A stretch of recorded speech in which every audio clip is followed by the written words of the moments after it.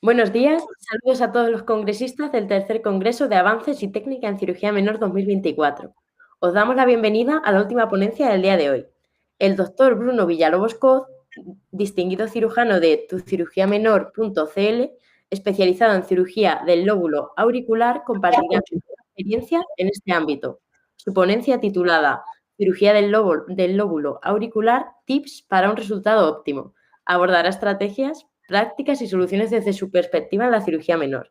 Acompáñanos y descubre cómo la cirugía del lóbulo auricular ofrece oportunidades emocionantes para mejorar la estética facial y abordar problemas funcionales. Deseamos que paséis un rato agradable y os recordamos que podéis ir poniendo vuestras preguntas por el chat.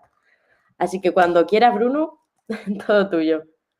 Ya, perfecto. Bueno, primero que todo, saludarlos a todos, darle las gracias primero que todo por la oportunidad de poder presentar, de poder mostrar un poquitito mi experiencia.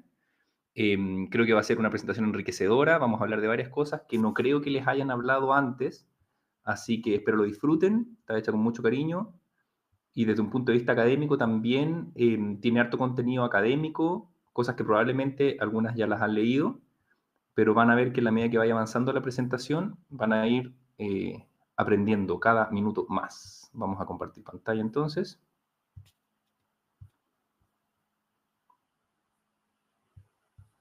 Entonces, no sé si se ve bien ahí la presentación. Se ve perfecto. ¿La logran ver? Sí, se ve perfecto. ¿Sí? Ya. Sí. Vamos a partir entonces. Les voy a presentar a continuación cirugía del lóbulo auricular, tips para un resultado óptimo. Yo soy el doctor Bruno Villalobos Coz, soy cirujano chileno y trabajo en este centro que se llama Tu Cirugía Menor y tenemos nuestra página web ahí, tucirugiamenor.cl. Primero que todo, los temas a tratar. Aquí un pequeño temario. Primero la presentación, luego consideraciones para la presentación, anatomía del lóbulo auricular, causas de la lobuloplastía, las técnicas descritas que están en la bibliografía, las claves para un resultado óptimo y lo más importante de la presentación que son los tips. Vamos a ver varios tips prácticos. Para presentarme un poquitito, yo soy Bruno Villalobos, soy médico chileno, estudié en la Universidad de Chile, que es la universidad pública que existe aquí en Chile. Después hice mi especialidad de cirugía en otra universidad pública, que es la Universidad de Valparaíso, que queda en una ciudad muy cercana a Santiago, que es la capital. Y desde el 2016 que me titulé como cirujano, me he dedicado desde el día 1 a la cirugía menor. Y la verdad, me gustó la cirugía menor porque yo trabajaba en un hospital público acá cuando hice mi internado, que es el sexto y el séptimo año de medicina, y me di cuenta que había muchos pacientes de cirugía menor que quedaban, entre comillas, botados, sobre todo pacientes de lóbulos de oreja, pacientes de queloides, pacientes de algunos lunares, porque aquí en los hospitales públicos chilenos tienen que esperar más o menos 1 o 2 años para que los llamen para poder operarse. Entonces yo dije, ¿cómo no va a existir algún servicio, algún centro en donde puedan ir los pacientes de manera particular, quizás salirse un poco del sistema de salud y poder acceder a servicios buenos, de calidad, vivir una experiencia quirúrgica que sea enriquecedora y que uno los vea, no sé, un martes, que es los días que tengo yo consulta, y después operarlo el viernes. O sea, en la misma semana el paciente sale del pabellón con el problema resuelto. Y partí así el 2016, empezó a crecer, patentamos la marca y ha sido un servicio que ha ido como un cohete hacia el cielo. Me he hecho relativamente conocido aquí en Chile y eso hace que me lleguen más pacientes, ya sea por las redes sociales, por Google y también por referidos. Así que ha ido creciendo harto y eso me ha permitido también a mí enriquecerme y especializarme, entre comillas, en lo que es la cirugía menor. Entonces, consideraciones para la presentación, para empezar a conversar. No me voy a meter mucho en lo que es la anamnesis de un paciente de cirugía menor, porque me imagino que todos los que estamos acá tenemos un background básico en cuanto a anamnesis, a historia clínica.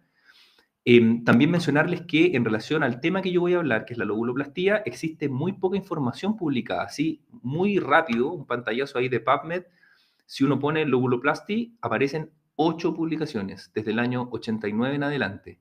Son muy pocas las publicaciones. Y eso es principalmente porque los que han tomado el nicho un poco por manera tradicional, digamos, han sido los cirujanos plásticos en relación a los lóbulos. Algunos otorrinos también operan lóbulos, pero en general es una cirugía que a ellos no les gusta mucho. Yo no soy cirujano plástico, yo soy cirujano general.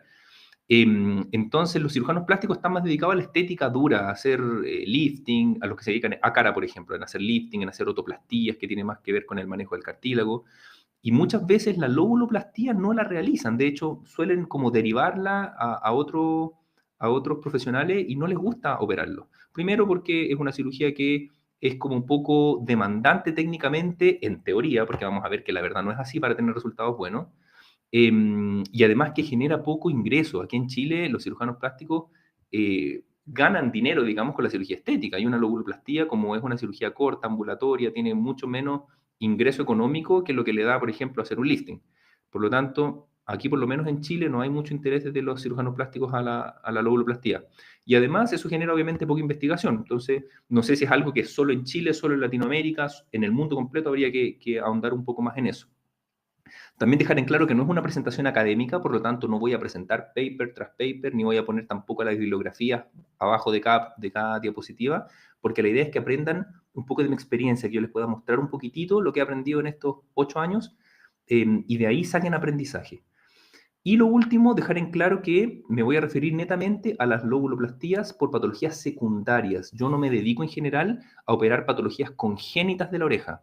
En general, ahí van a ir viendo la presentación, me dedico a resolver patologías secundarias, queloides, orejas rasgadas por los aros, un montón de patologías que se generan ya más en la adultez. Así que, teniendo este background, vamos a comenzar. Primero que todo, muy cortito la anatomía. Todos sabemos la anatomía de la oreja, es una estructura anatómica que está en la cabeza. Lo más importante para esta presentación, que es lo que le da la ventaja un poco en relación al tema quirúrgico, es la vascularización de la oreja, que tiene principalmente dos arterias que vienen las dos de la carótida externa, que es la arteria temporal superficial y la arteria auricular posterior, lo cual implica que el lóbulo auricular tiene una irrigación mixta, por lo tanto es muy resistente a la isquemia. Uno puede dejar colgajos muy pequeños, muchas veces saliéndose un poco de las proporciones de la teoría de colgajo, y los colgajos viven. Es muy raro que un colgajo en el lóbulo auricular se necrose. Así que en relación a eso tenemos algunas ventajas y algunas desventajas. La ventaja del lóbulo es que es un tejido que es laxo, o sea, no tiene tensión, no es un tejido tenso, por lo cual es muy maleable. También es elástico, eso quiere decir que a la medida que uno le estira vuelve de manera rápida a su posición inicial, y justamente por lo que expliqué de la irrigación tiene alta tolerancia a la isquemia y eso es muy bueno. Y en relación a las desventajas, es una estructura que, valga la redundancia, no tiene tanta estructura porque no tiene una capa muscular propia, entonces es tejido subcutáneo, que es la grasita, el tejido adiposo, digamos, y está cubierto por la piel, que es dermis y epidermis. Es una estructura que es dinámica porque con el tiempo se van cayendo y se van agrandando, lo cual va haciendo que en distintas etapas de la vida también tengan distintas patologías. Y además no es solamente una unidad estética, además es una unidad funcional que principalmente en los aros, tanto en hombres como en mujeres. Causas de lobuloplastía. Todas las fotos que van a ver aquí son pacientes míos, son fotos reales. Obviamente todos los pacientes están con su consentimiento informado, firmado, para poder permitirme mostrar estas fotos aquí. A grandes rasgos, causas de lobuloplastía, lóbulo rasgado, la primera foto a la izquierda, lóbulo rasgado parcial, digamos más hacia distal en el lóbulo, y más proximal, un lóbulo rasgado total. La segunda foto, una expansión, cada vez me están llegando más pacientes con expansiones. La tercera foto, un queloide pequeñito. Cuarta foto, un queloide grande. Quinta foto, este caso es muy interesante porque era un paciente que tenía una dismorfia y él no le gustaban sus lóbulos de la oreja y se los cortó con una tijera. Sin más dudas, agarró una tijera y se la cortó. Y un año después se dio cuenta, cayó en razón que había que repararlo y me vino a ver. Y también la sexta foto, pacientes que tienen eventualmente, si bien no lo estudiamos en esa paciente, patologías del colágeno, en que se le rasgó una vez el aro, después se hizo un aro al otro, dos, digamos, no sé, 2, 3, 4 milímetros al lado y se volvió a rasgar, y después se hizo otro y se volvió a rasgar, y finalmente consultan con una oreja así, con un lóbulo completamente destruido. Y esto también cada vez me ha llegado más. La primera foto a la izquierda, pacientes que se les hace una otoplastía, en donde se repara el cartílago para la patología de orejas prominentes o orejas aladas, pero el lóbulo no se trabaja bien y queda un lóbulo prominente que no se ve bien. Ese lóbulo tiene que quedar a la misma altura del pabellón auricular.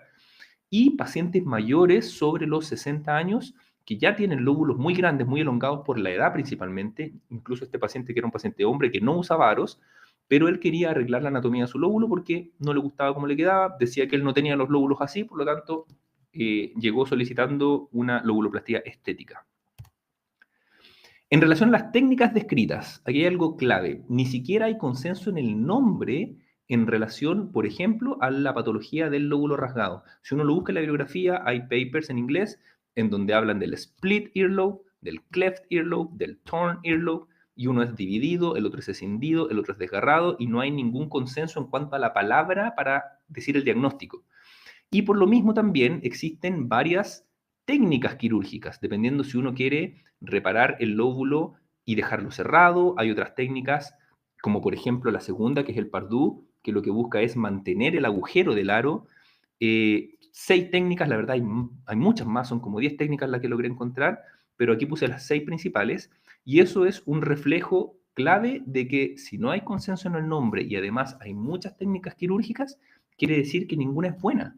Ninguna es reproducible 100%, porque si hubiera una técnica buena, como por ejemplo el Liechtenstein en las mallas de la hernia inguinal, todos reproducirían la misma técnica, pero por lo tanto, al no haber una técnica completamente buena que deje satisfecho a todos los cirujanos que se dedican a esto, todos hacen más o menos una técnica mezclada en relación a lo que está descrito. Pero justamente no hay ninguna técnica buena que cumpla todos los requisitos que uno busca en relación a las distintas patologías que aparecen en el lóbulo. Y esto a modo de extra, existe solamente una clasificación del lóbulo rasgado, que es la patología como más frecuente, que se hizo el año 94 en México por estos doctores Blanco Dávila y Vascones, que propusieron el tipo 1, tipo 2, tipo 3, en relación a si es un lóbulo rasgado pequeñito, un lóbulo rasgado casi completo, el tipo 3, que es un lóbulo rasgado completo, y el tipo 4, que se agregó al final, que lo agregó también un cirujano de apellido Galíndez, que era más en relación a los lóbulos con expansiones, que es el tipo 4, que se agregó hace poco.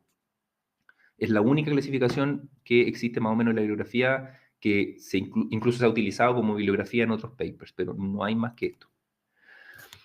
Ahora, entrando en terreno duro, ¿cuál es la clave para un resultado óptimo? Como todo en los tiempos actuales, en que muchas cosas, incluso cosas de salud, se han convertido en un servicio, en que los pacientes demandan una buena atención, la clave para un resultado óptimo está en que el paciente viva una buena experiencia. Y esa experiencia quirúrgica tiene una parte preoperatoria, una parte intraoperatoria y una parte postoperatoria. La parte preoperatoria tiene que ver con la planificación que uno hace antes, tiene que ver con las consideraciones del paciente al elegirlo y consideraciones claves antes de partir la cirugía. En relación a lo técnico, intraoperatorio tiene que ver una parte con el instrumental y con los insumos que uno utiliza, que es muy distinto utilizar una aguja más gruesa, una aguja más fina, y en relación a la técnica quirúrgica también hay cosas que ver ahí.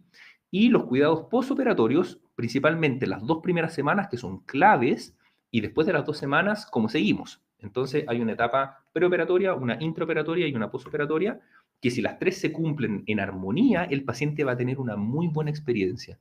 Y eso, como todos lo sabemos, en relación, por ejemplo, a la relación médico-paciente, puede ser que quizás cuando uno está partiendo, el resultado quirúrgico no sea tan bueno, pero si el paciente vive una buena experiencia y existe una buena relación médico-paciente, el paciente va a estar feliz y le va a gustar su resultado. Independiente, uno quizás técnicamente puede ser que no le guste y uno habría esperado un resultado mejor, pero el paciente igual va a quedar feliz porque vivió una bonita y una buena experiencia. Entonces, manejar estos 3 conceptos es clave. Para partir entonces voy a empezar a desarrollar lo que aparece en la planificación preoperatoria, técnica intraoperatoria y los cuidados postoperatorios.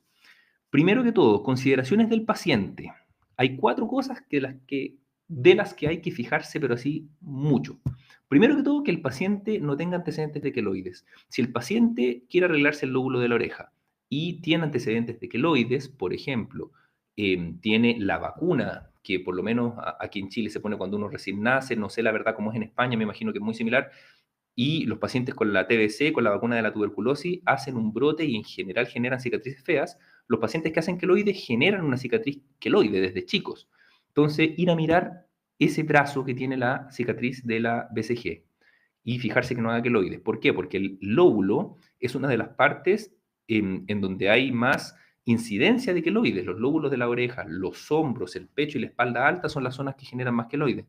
Entonces, en un paciente que tiene antecedentes de queloide, es muy probable, independiente uno utilice corticoides y muchas veces incluso radioterapia, que le pueda salir igual un queloide. Segundo, que el paciente tenga una dismorfia. Hay pacientes que me han llegado también cada vez más que dicen que no les gustan los lóbulos de su oreja y quieren que se los saque completo, o sea, que los deje sin lóbulo de la oreja. Eso yo por lo menos no lo hago. Hay una cosa ética de por medio e independiente de lo que quiera el paciente, no me parece ético y de hecho me parece negligente hacer una cirugía en un paciente que tiene una patología psiquiátrica que es una dismorfia. Por lo tanto, hay que tratar eso primero antes de satisfacer un poco el deseo estético, entre comillas, un deseo patológico que a veces solicitan los pacientes. Por lo tanto, fijarse bien de posibles dismorfias corporales. En el punto 3, también las preferencias del paciente. Hay pacientes que cuando se quieran hacer una lóbuloplastía quieren tener un lóbulo redondeado o otros que prefieren quedar con el lóbulo pegado. Y históricamente se hablaba siempre de que el lóbulo redondo estaba generado, digamos, por un gen que era autosómico dominante y el lóbulo que era pegado era un gen que era recesivo. Pero el 2017 salió un estudio acá en el American Journal of Human Genetics que habló de la multigenética, digamos, de la anatomía del lóbulo auricular. Identificaron 49 genes que tienen que ver con la forma del lóbulo. Entonces, no es tan simple como decir, como se pensaba antes, que el lóbulo redondo es autosómico dominante y el pegado es autosómico recesivo. Eso ya está absolutamente obsoleto. Y en el punto 4, hablar siempre con el paciente en el preoperatorio y en la consulta para bajar un poco las expectativas. Nunca hay que ofrecer ni decir, no, te voy a arreglar la oreja y te va a quedar espectacular, no te vas a arrepentir porque eso genera muchas expectativas. Y si eventualmente, como todos somos humanos, cometes un error y el resultado quirúrgico no es el esperable, vas a tener un problema que puede terminar incluso en demanda. Entonces hay que tener mucho cuidado con las expectativas que uno le planea al paciente y si el paciente tiene las expectativas muy altas, bajárselas un poco y siempre tener la premisa de que uno lo quiere ayudar a solucionar un problema, no que lo voy a perfeccionar ni que va a quedar extremadamente bien, porque eso la verdad no se cumple a veces y tenemos problemas con los pacientes. Las ventajas de una lobuloplastía, cuando uno elige bien al paciente, es que es una cirugía de alta satisfacción, sobre todo si se cumple de que el paciente vive una buena experiencia, es una cirugía de alta satisfacción e incluso puede ser que uno como cirujano encuentre que no haya quedado tan bien, pero los pacientes en general siempre quedan felices porque es raro que quede peor de como estaba. Entonces siempre encuentran una mejoría, si bien puede ser no óptima a los ojos como más técnicos de un cirujano.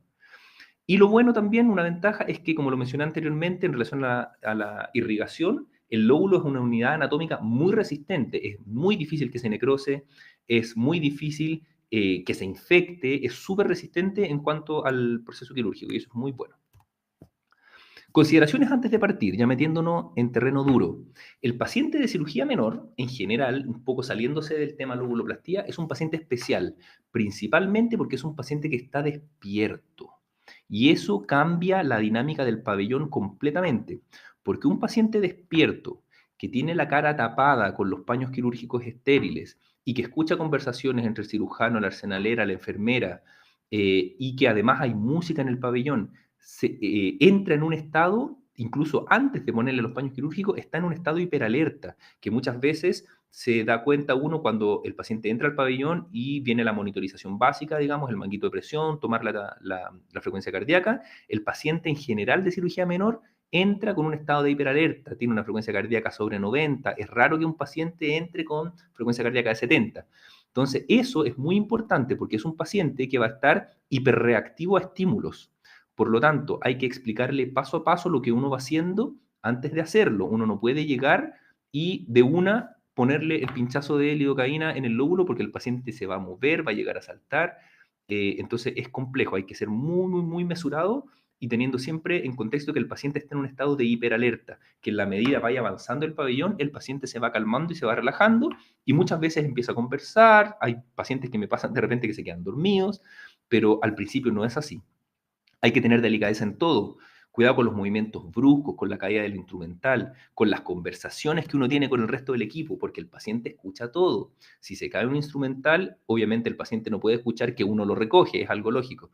Cosas que a veces pasan cuando el paciente está durmiendo. Entonces uno se cambia los guantes, pero hay que tener mucho ojo con eso porque el paciente está despierto e hiperalerta.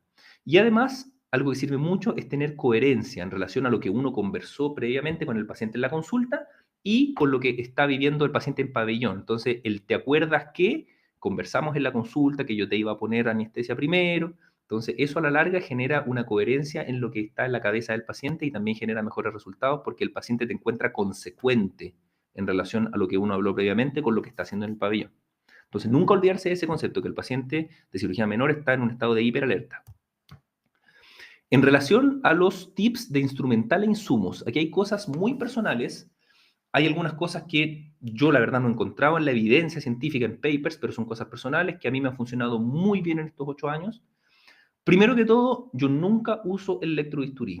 Hay algunos papers de queloides que dicen que lo ideal es no usar electrobisturí, considerando que uno busca, por lo menos en el manejo de los queloides, generar el menos trauma posible. Y el electrobisturí, independientemente uno quiera quemar un vasito muy pequeño y uno lo haga con una punta aguja, que son las que se mueren en el bisturí eléctrico, igual genera una quemadura. Y eso genera una cicatrización en el contexto de una piel quemada. Y eso nunca va a cicatrizar tan bien como una piel que no ha sido quemada. Por lo tanto, yo hago todo con bisturí frío. Utilizo en general un bisturí 15, pero no utilizo nunca electrobisturí. El otro tip clave es poner obviamente una gasita pequeña en la oreja. Muchas veces entra povidona, entra sangre, entran suero fisiológico cuando se lava al conducto auditivo y eso es muy, muy, muy molesto para el paciente, sobre todo si están los campos estériles puestos y el paciente se empieza a mover porque le entró líquido al conducto. Entonces, nunca olvidarse de poner la gasa en la oreja. En mi caso, a mí me ha ayudado mucho el uso de lupas. Yo tengo esas lupas que son las clásicas Design for Vision, que son las típicas lupas de Estados Unidos. Las mías son 2,5 de aumento y anduve buscando en un momento una buena luz y encontré esta luz muy barata que se pone como con un clip encima de los lentes. Y es clave porque el lóbulo requiere tanto detalle, y les voy a mostrar en las próximas diapositivas, tantos detalles técnicos para que quede realmente bien, que si uno se ayuda con una buena luz y con un aumento que uno lo tenga en la cabeza, uno se soluciona muchos problemas técnicos después. Lo otro, ¿cómo solucionamos el tema de la coagulación? Porque obviamente donde no usamos electrobisturí, si uno hace un corte con el bisturí frío, de todas maneras va a sangrar. ¿Cómo lo manejamos eso? Con una buena solución vasoconstrictora. Yo utilizo la ampolla de epinefrina y la utilizo en una concentración que es alta, 1 en 100.000. Eso quiere decir que pongo en una copela 100 cc de suero fisiológico y le pongo la ampolla completa.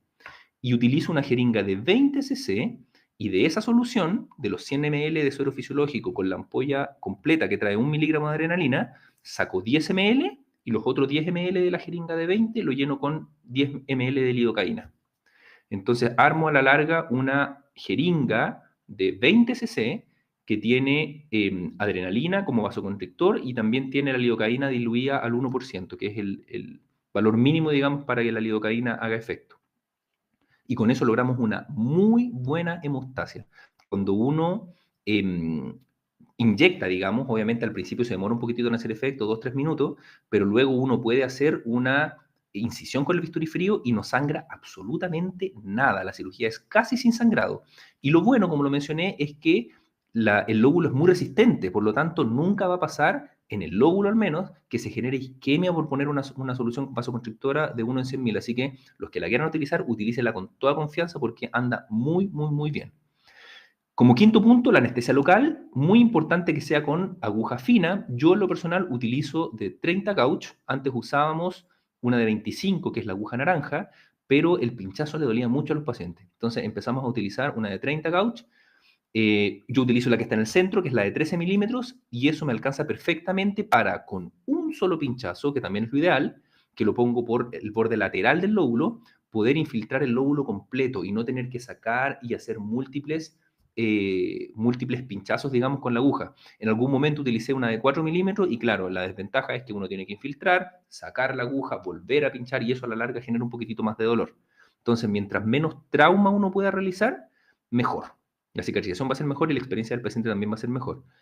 Y lo último, un tip muy personal, cuando uno hace la incisión del lóbulo, ya sea para cualquier técnica, para cualquier causa, hay que apoyarse en algo duro detrás. Hay veces que uno lo hace en el aire, pero el corte no queda preciso. Es bueno tener una especie como de mesa y siempre cuando nosotros hacemos el campo estéril, pintamos con povidona, con ese hisopo que se ve ahí en la diapositiva, y una vez que pintamos, yo corto el palo de madera y lo utilizo como mesa para apoyar el lóbulo. Lo pongo detrás del lóbulo y apoyo el lóbulo encima del palo del hisopo. Y anda muy bien. Eso me permite como apoyarlo un poco en la mastoides del paciente, porque el paciente lo pongo acostado en decúbito supino, con la cara un poco en 45 grados, giradas hacia el lado contrario en donde voy a trabajar, y eso me permite apoyar el palo del hisopo justo en la mastoides y el lóbulo apoyado encima. Y anda muy, muy, muy bien porque queda como una mesa de trabajo, que es muy, muy, muy práctico. Con respecto a la técnica quirúrgica, 6 tips también. Primero que todo, nunca, nunca, nunca, por lo menos si uno está partiendo para el lóbulo, no realizar la marcación preoperatoria. Hay que realizar marcación preoperatoria por una cosa muy sencilla. El lóbulo de la oreja, donde es una estructura laxa y muy elástica, al infiltrarla con el líquido, se deforma, queda grande, hinchado, y uno pierde completamente los puntos anatómicos de referencia para poder después realizar la cirugía. Entonces, al principio a mí me pasó. Generalmente, los primeros 4 o 5 pacientes no marcaba, porque obviamente uno cree saberse la técnica al revés del derecho, pero ahí se cometen errores. Entonces se perdía completamente la anatomía del lóbulo y después me quedaban los lóbulos grandes igual, entonces había ahí algunas complicaciones. Entonces, a pesar de toda la experiencia que uno tiene, lo ideal es siempre realizar la marcación preoperatoria para mantener los puntos anatómicos que uno después tiene que unir una vez que el lóbulo se hincha. Muy importante ese punto. Lo otro importantísimo, cuando uno realiza una lobuloplastía, como la primera foto, que es la que tiene ahí el dibujo de la marcación, hay que fijarse en cortar en la misma proporción y de manera derecha en la parte de adelante del lóbulo y en la parte de atrás. Me pasó también en algunos momentos que cortaba muy bien por delante y después realizaba mal el corte de atrás y la oreja me quedaba con el lóbulo retraído porque sacaba más tejido desde la parte de atrás, por lo tanto al suturar el lóbulo se iba para atrás y no queda bien. Muy importante preocuparse siempre, estar mirando adelante, dar vuelta el lóbulo, mirar hacia atrás, cosa que uno vaya cortando en la misma proporción. Y por eso es tan importante también la marcación preoperatoria, considerando este lóbulo que está como expandido por la infiltración. Punto 3, mucho ojo con el cartílago. El cartílago del antitrago, que es lo que está justo después de la hendidura intertrágica, que es lo que se ve en la foto, es muy importante que no puede quedar expuesta. Si esa estructura de cartílago queda expuesta, queda la embarrada. Los pacientes pueden hacer una condritis postoperatoria, se puede infectar el cartílago y el resultado de una lobuloplastía, que era un procedimiento de 1 hora, queda en un procedimiento que hay que volverlo a reoperar, tomar antibióticos, es muy, muy, muy complejo. Así que el margen de seguridad que por lo menos yo utilizo, si bien nunca lo he leído así en la bibliografía, es de 3 milímetros. Yo me doy máximo 3 milímetros y ahí marco el primer punto cuando el paciente quiere por lo menos achicar un lóbulo, por ejemplo. Lo segundo es lo que está en la foto que tiene los círculos rojos, donde puse no unir el colgajo directo a la piel de la cara. Cuando uno une, no sé si se va a entender el punto, cuando uno une uno de los colgajos, sobre todo el colgajo más lateral del lóbulo, y lo une directamente a la piel de la cara, existe muchas veces un proceso de retracción en que la piel del lóbulo se retrae, valga la redundancia, y se genera una hendidura en la unión con la cara que no queda bonita, no queda bien. Entonces, desde hace como 5 o 6 años, me preocupé de dejar esa especie de colgajo un poquitito más alejado de la cara y realizar la sutura con ese colgajo, no suturar el colgajo distal, perdón, el lateral, directamente hacia la cara. Es una técnica que la verdad genera que el lóbulo quede estéticamente mejor, se nota menos. Y el punto 5 y el punto 6 es muy clave, se los quiero mostrar en la próxima diapositiva, que es principalmente el manejo de la grasa subcutánea y también en donde uno pone el Vicryl, que es la poliglactina, que es la sutura reabsorbible, para poder armar la estructura del lóbulo cuando uno ya va a cerrar, y también una consideración en relación a la cicatriz por debajo. Estos dibujos los hice yo en Paint, no le pego mucho al dibujo a pesar de ser cirujano, pero creo que se va a entender el punto. Cuando tenemos acá el lóbulo de la oreja, por ejemplo, en una técnica como el paciente de abajo, en la última foto, que es este paciente mayor que pidió la lobuloplastía, él era muy vanidoso y no quería que le quedara cicatriz, entonces utilicé una técnica por inferior. Y esa técnica incluye mirar el lóbulo de lado y realizar una incisión por debajo primero, en la zona media del lóbulo. Pero ¿qué pasa? Cuando uno hace eso en el lóbulo como que se hernia, la grasa subcutánea se hernia y se abre así, igual que un libro. Y eso genera dificultades técnicas cuando uno quiere cerrar. Por lo tanto, puse esas líneas rojas porque si eventualmente esa herniación de tejido graso es muy compleja y uno siente que eso va a afectar un poco el resultado estético de la lobuloplastía, uno lo puede cortar perfectamente.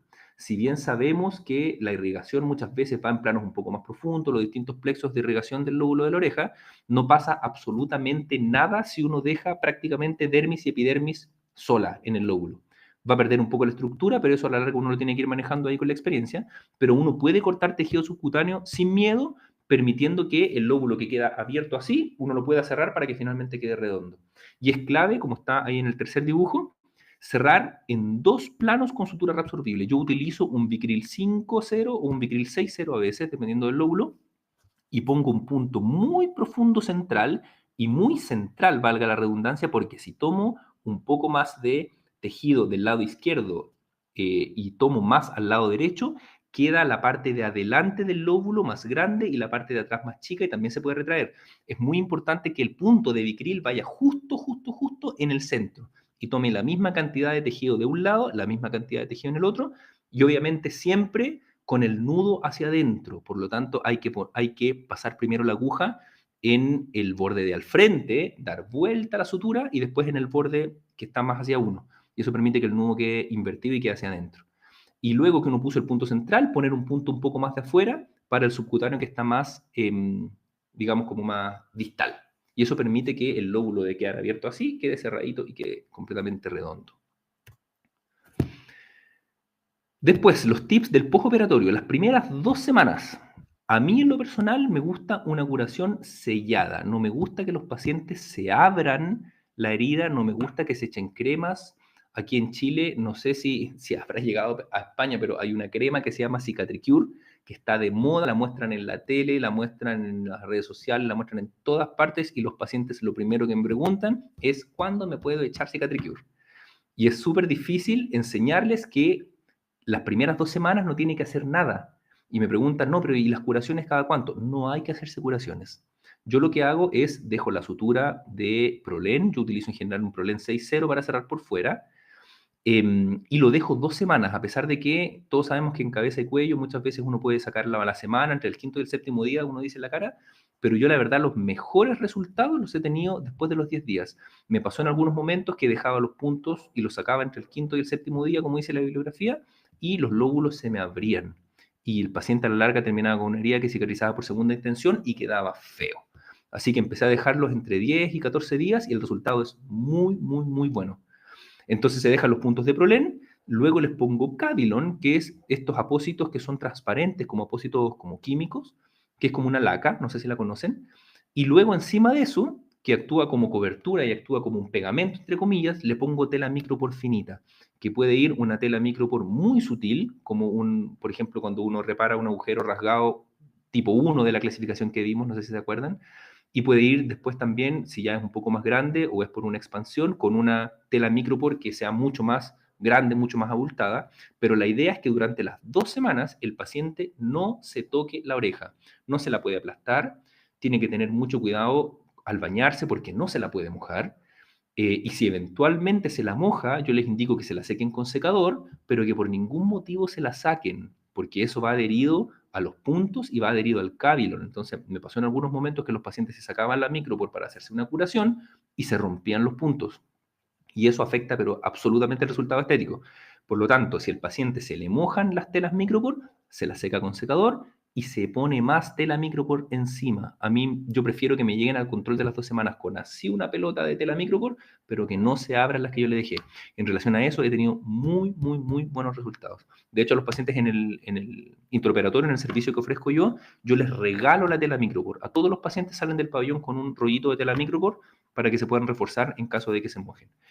Y obviamente los masajes postoperatorios en relación a las primeras 2 semanas tampoco. Los pacientes están ávidos por una cosa, no sé si porque lo leen en las redes sociales o no sé la verdad de dónde lo sacan, como que hay que hacerse masajes precoces en las heridas. Y eso la verdad no es así. El masaje, si bien tiene un rol desde el ámbito de la kinesiología, un rol preventivo, tiene un rol también de tratamiento. Entonces, no hay que hacerse masaje en todas las heridas solo porque se hizo una herida. De hecho, estas heridas andan mejor cuando uno no las masajea, porque al masajearla existe tensión local. Uno al masajearse el lóbulo, los bordes de la sutura sufren una tensión localizada, que eso puede ser sensado por los mecanorreceptores como una tensión que haga que se genere más colágeno y que a la larga una cicatriz fea. Por lo tanto, no hay que hacerse masajes en el postoperatorio, a menos que uno en los controles empiece a ver que se empiece a hipertrofiar un poco la cicatriz o empieza a salir un queloide. Bueno, ahí tirémonos por el algoritmo de los queloides para manejar eso. Pero si es una lobuloplastía en un paciente sano que no tiene antecedentes de queloides, los masajes postoperatorios y las lobuloplastías no están indicados, no tienen ningún beneficio. Y luego de las 2 semanas, ¿cómo seguimos? Hay que echarse cremas, hay que hacerse masajes, hay que hacerse láser, que está muy de moda también, hay que ir al kinesiólogo. Lo primero es explicarle al paciente que esto es un proceso dinámico. No es que haya o no que echar cremas o que haya que sí o no echar masaje, hay que irlo viendo en el tiempo, con la evolución. Yo en general a los pacientes los cito a las 2 semanas para el control y luego los cito en un mes más. Y luego de eso es control fotográfico, que muchas veces lo hacemos por correo o lo hacemos por WhatsApp, y los controlo más o menos hasta los 6 meses. Y los pacientes me van mandando su foto, si eventualmente tienen alguna duda, yo se la respondo muchas veces por WhatsApp, y ahí yo les voy diciendo que si es o no necesario echarse crema o hacerse algún masaje o hacerse algún tratamiento.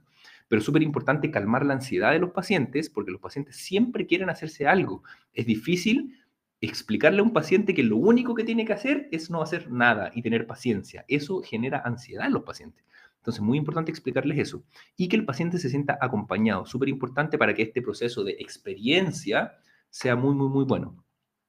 Y como punto 4 puse, que es una cosa también muy personal, eso obviamente no es obligación para nadie, yo lo hago, darle obviamente mi celular personal, le doy mis redes sociales, le doy mi WhatsApp personal a los pacientes para que se puedan contactar conmigo. Yo prefiero que si eventualmente tienen alguna complicación de la herida, me avisen a mí y me vayan a ver a mí a la consulta antes que vayan a algún centro de salud privado en donde les pueden romper lo que yo hice o les pueden enseñar otras cosas que yo no les enseñé y finalmente no logramos el resultado que yo les prometí porque hubo otro profesional que a la larga dio otras indicaciones que son distintas a las mías, que pueden ser correctas, pero yo no me puedo hacer responsable de indicaciones que les dejó otro profesional. Así que yo les doy mis redes sociales, les doy mi WhatsApp personal para que me contacten, obviamente en horario hábil, pero prefiero que me comuniquen a mí todo lo que les pase. Ahora, esto es un extra, es una joyita personal, que es un concepto que lo aplico yo. La verdad no sé si alguien más lo habrá aplicado o lo habrá publicado, pero hay 2 cosas que fueron las que a mí me generaron en su momento más complejidad en relación a la lobuloplastía. Principalmente el definir cuándo uno en un lóbulo rasgado tiene que completar la rasgadura para poder repararla. Es súper importante eso, porque hay un punto que es cuando uno repara entre una lobuloplastía con un lóbulo rasgado tipo 2 o tipo 3, más o menos, en que cuando uno hace un cierre primario y cierra solamente el agujero utilizando la técnica de McLaren, no sé si cuando se las mostré, miren, voy a retroceder un poquitito, relacionar técnica, el McLaren es una técnica que se utiliza cuando uno cierra solamente los hoyitos y saca, digamos, desepidermisa y cierra el agujero primario. Pero hay pacientes que cuando uno hace esa técnica de cierre primario, el lóbulo queda en V, queda un lóbulo largo, porque se altera la anatomía redonda del lóbulo y queda largo. Entonces, hay veces que uno tiene que completar la rasgadura y hacer una técnica distinta, una técnica con colgajos, para poder hacer que el lóbulo quede redondo y no quede alargado, porque a la larga uno cierra el lóbulo, pero queda con una anatomía alterada que al paciente tampoco le va a gustar. Entonces, en general, insisto que esto es algo netamente experiencia mía, no está en ninguna parte, por lo tanto, ahí ustedes obviamente ven si lo aplican o no, pero en mi experiencia, cuando la porción de piel distal al agujero tiene más de 2 milímetros, es prudente suturar de manera primaria y no va a pasar absolutamente nada. Pero si tiene menos de 2 milímetros, lo correcto es completar la rasgadura y utilizar una técnica distinta para que el lóbulo quede estético. Eso es súper importante. Y en relación a la segunda pregunta, ¿cómo evitar la retracción de la unión? Dentro de las técnicas, me voy a retroceder un poquitito a las técnicas quirúrgicas, una de las técnicas que más utilizan es el Effendi, que es la tercera técnica que aparece aquí, la cual implica un pequeño colgajo que se pone como un puzzle en el lóbulo para que pueda cerrar bien y quede redondo. En el caso mío, o en el caso, vamos a partir por otra parte, en el caso de Fendi, ese colgajo no es triangular, ese colgajo tiene un ángulo de 90 grados, es como un bloque que se avanza. Yo por lo menos no hago eso, hago como un Effendi modificado, entre comillas, y hago un colgajo en V, un colgajo muy puntudo. No sé si se alcanza a ver aquí en la foto de la izquierda, pero creo que dejando ese colgajo muy puntudo, así como muy en V, se logra un efecto y una curvatura mejor del lóbulo. Y siempre respetando, en relación a la teoría de colgajos, que el largo no puede ser más de 3 veces que el ancho del colgajo, porque eventualmente si yo lo hago muy largo y mantengo esta base, se puede necrosar la punta y eso también va a generar un resultado estético que no va a ser favorable. Gracias a Dios nunca he tenido una necrosis de este pequeño colgajito, pero creo que este colgajo es clave para que el lóbulo quede redondito cuando uno utiliza un Effendi, que es la técnica como con avance de colgajo. Entonces yo lo recomiendo hacer así en B, con toda tranquilidad, si uno respeta el 1 a 3, el resultado va a ser bueno porque insisto que el lóbulo es una estructura muy resistente en cuanto a irrigación y es muy raro que se necrose. Así que solo he tenido buenos resultados cuando hago eso, ese colgajo triangular. Y finalmente mostrarle algunos resultados míos, que son las mismas fotos que les mostré al principio, en relación a cómo quedan luego de que les hago la loboplastia. Este paciente tenía una expansión, finalmente decidí hacer una técnica simple, el paciente quería su lóbulo grande, porque quería ponerse aros después en su lóbulo, no quería un lóbulo pequeño, por lo tanto no sacaba nada con hacerle una técnica de colgajos más compleja que le achicara mucho el lóbulo, por lo tanto completé la cicatriz, digamos, la rasgadura, y finalmente hice una técnica con colgajo y un cierre primario.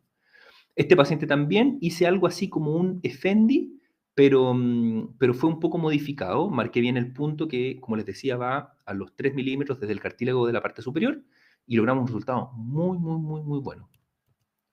Este paciente, que es el que les mostré al principio, un paciente mayor, tenía como 70 años y él quería arreglar su lóbulo. Y finalmente utilicé una técnica con cicatriz por debajo, utilizando bien los conceptos que les mostré en el dibujo para que el lóbulo quede bien cerrado por abajo. Y tuvimos también un resultado muy, muy, muy bueno. Este paciente que lo operé hace poco, o sea, hace poco, entre comillas, hace como, no sé, 4 meses, que se había hecho hace como 3 años una otoplastía y finalmente quedó en su visión de frente estos lóbulos prominentes que no se ven para nada bien y logramos corregirlo con una incisión que ya está descrita, que se llama Wood-Smith, que es hacer un corte en B por detrás de la oreja, y eso permite corregir este lóbulo prominente en las otoplastías y quedó con un resultado muy, muy, muy favorable. Este paciente quedó muy feliz. Este paciente que fue el que se cortó la oreja con la tijera, obviamente también la única forma de poder ayudarlo era lograr una forma redondeada de la oreja, que no se cortara, que no se notara tanto el corte neto que se había hecho. Finalmente tuvimos que desarmar el agujero, hicimos una rotación de colgajo hacia allá y también cortamos esta angulación que se producía en la parte lateral de la oreja para generar un aspecto más redondeado, que también quedó con un muy buen resultado. Este paciente con un gran queloide que afectaba la parte delantera y la parte posterior del lóbulo auricular, lo logramos sacar. Este paciente fue a radioterapia y logramos también armar el lóbulo con una digamos, curvatura muy, muy, muy bonita, muy favorable. Este paciente también lo operé hace poco. Este ha sido uno de los casos más complejos que me ha tocado, porque era un gran queloide. No sé si logran ver aquí, este paciente tenía una expansión. Y si ven aquí en el queloide, en la parte izquierda, se ve la parte de abajo de la piel que iba en el agujero de la expansión. Entonces empezó a crecer este queloide como un tumor completamente desordenado y desplazó el lóbulo hacia atrás, generó un queloide satélite más hacia abajo. Entonces el paciente quedó completamente con el lóbulo amputado, completamente. Y finalmente tuvimos que hacer una técnica en que saqué un colgajo posterior, un colgajo retroauricular, y logramos armar un colgajo con una estructura que quedó bastante, bastante, bastante bien. Y finalmente, contacto, ahí estoy en el box con mi arsenalera, con mis lupas, con mis luces. Les dejo mi web, que es tucirurgiamenor.cl, les dejo mis 2 correos, el mail corporativo, que es contacto@tucirurgiamenor.cl, y mi mail personal, drbrunovillalobos@gmail.com, y mi Instagram para los que me quieran escribir, para los que tengan dudas, cualquier cosa que necesiten, yo estoy full disponible. Yo la verdad trabajo con mi celular, me comunico mucho con mis colegas, con mis pacientes, todo por el celular. Así que si me escriben, en general en 24 horas les respondo. Así que yo feliz de que me expongan sus dudas. Si es que les quedan algunas dudas después de esta presentación, no tengan ningún miedo de escribirme. Yo les voy a responder rapidito. Y finalmente hacerles la invitación de los que no conocen Chile, que vengan a Chile porque es muy bonito, de norte a sur.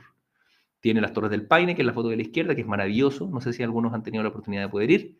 A la derecha, el Valle del Elqui, que queda al lado de La Serena, la cuarta región, que se pueden ver las estrellas de noche, y esa foto es real, de verdad que se ve así, Y lo más importante es que se vengan a tomar una piscola a Chile, porque es el mejor pisco del mundo.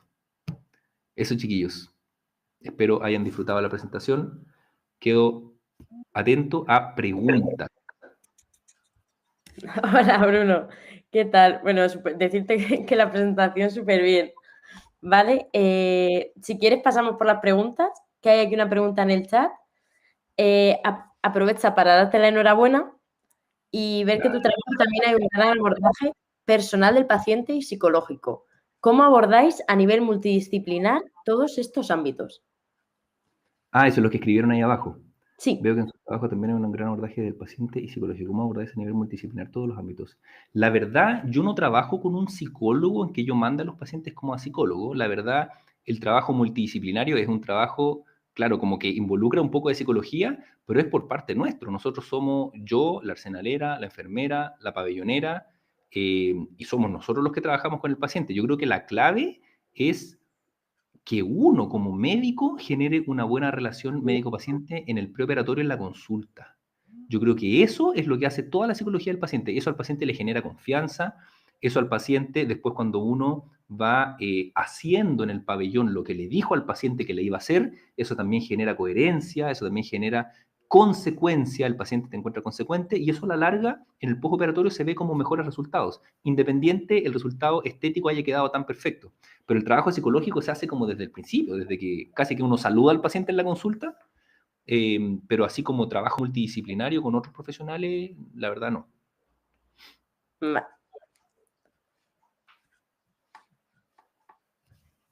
No sé si hay alguna otra pregunta. Pues si alguien más, vamos a dejar un ratillo. Vale, por aquí te dice, nada, qué gran profesional y que muchísimas gracias por tu respuesta. Los que están conectados, disculpe que les pregunte, ¿trabajan también, son del área de la salud, son cirujanos, son alumnos de medicina? Claro, son congresistas que la mayoría, o sea, son sanitarios y la mayoría de ellos relacionados con la cirugía menor también. Ya. Mira, por aquí hay otra pregunta de Arturo. Respecto a la técnica anestésica con la adrenalina, ¿la realizas haciendo un bloqueo anestésico desde la parte inferior del lóbulo? Ya.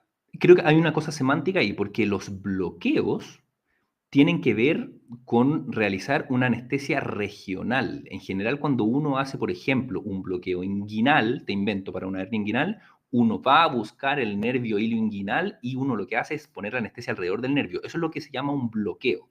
Cuando uno trabaja en el lóbulo, uno no hace bloqueos, uno hace anestesia local, porque yo no busco el nervio del lóbulo, no busco la rama del trigémino que le da la sensibilidad y bloqueo la rama, sino que lo que hago es poner anestesia local en el lóbulo completo. Por lo tanto, en estricto rigor no hago un bloqueo, sino que pincho la cara lateral del lóbulo, idealmente un solo pinchazo como lo expliqué, y tiro la anestesia local desde el cartílago hacia abajo. Eso es todo lo que hago y eso permite que en 1 o 2 minutos el lóbulo esté completamente dormido. Pero técnicamente no hago un bloqueo. Como que no lo considero necesario, la verdad. Como que la anestesia en el lóbulo es tan bien tolerada que con un solo pinchazo anda muy bien. Vale, perfecto. Pues a ver si alguien se anima a poner alguna preguntilla más. Aprovechen, chicos. Igualmente también como has dejado tu contacto, tu correo, tus redes, o sea, también pueden contactar por ahí contigo.